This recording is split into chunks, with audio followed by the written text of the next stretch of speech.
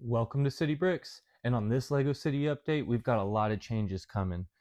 Last time I got these new shelves and I added a few new desks, and I've been having a lot of trouble filling them in.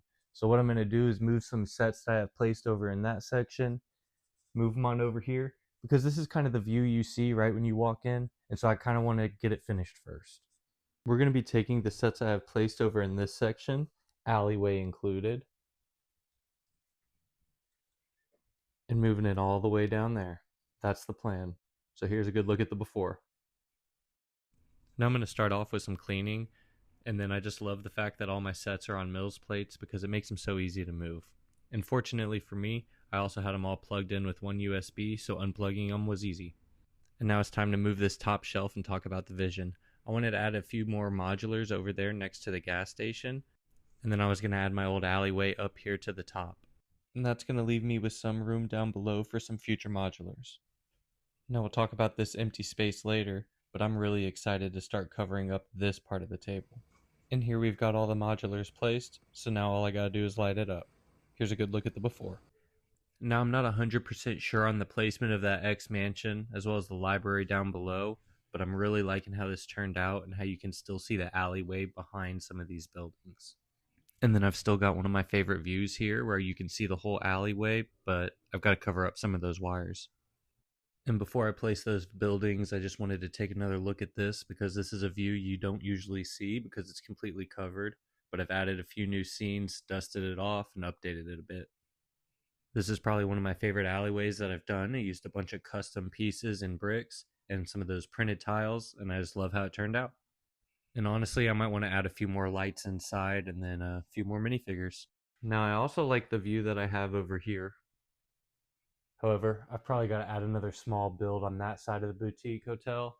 And then I'll probably add like a school ground and maybe a walk path next to the Sex Mansion if I decide to keep it there. Now, I also had a chance to run to the Lego store today, and I've already covered up this part of the table, but I did end up with a bunch of those trans clear tiles, some light posts, some of these half bricks, and some of those blue curved tiles, and then a bunch of brown plant parts. And I totally forgot about this, but ever since last update, we've also added the Krusty Burger and lit that up.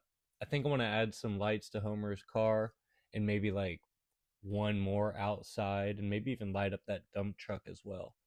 But I really like how that turned out, and that's kind of the vibe I'm going for down here, where I'm just going to be adding a few buildings that are pretty low back here. I've got another that I've started on. I just got to like modularize it and then probably add a few bricks to it. But that's kind of the plan for underneath these shelves. Over here, I'm going to try and continue the road, and then add like a facade for a tunnel, and then have the road go probably off to the end. Not quite sure what to do as we get on down towards this part. We are running out of room, but I mean, I also think it's like a lot of base plates I have to work with. And in addition to the pick-a-brick boxes, I also picked up this set. I figured it would be another pretty good set that I could add underneath here.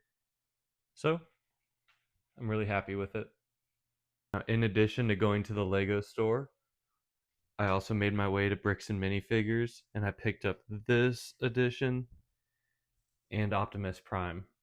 I really couldn't pass him up. It was like $80, so I mean that's like $100 off, and now I'm kind of enticed to get the Bumblebee version. And then they had a few Speed Champions that were 6 studs wide, so I went ahead and picked those up as well. The rest of the pieces are in there, so we're going to be adding that to the city soon. But now let's go ahead and get these pieces cleared off so I could show you what I really had in mind for over in this section. And here's kind of the foundation. I really wanted a clean slate for something completely custom, and I was thinking of like a downtown area, maybe a few skyscrapers. I got about 8 full base plates to work with, and then 4 half base plates up here in the front. So it's definitely going to take a while, but I think it's going to be a cool challenge, and so I'm excited to get started. First things first is going to be starting off with a Mills plate, and that's definitely going to take a lot of pieces, so it's probably something that we're going to have to come on back to.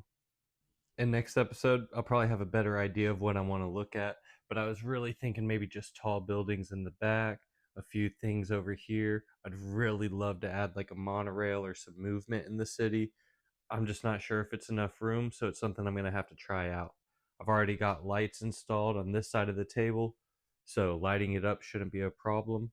Now, in the meanwhile, while I'm waiting on pieces and parts and ideas to come in, and you can feel free to leave some down below, I am going to be adding some of these stores down under here, as well as covering up the table. So, make sure to stick around, and I think that's where I'm going to wrap up this LEGO City update. Till next time.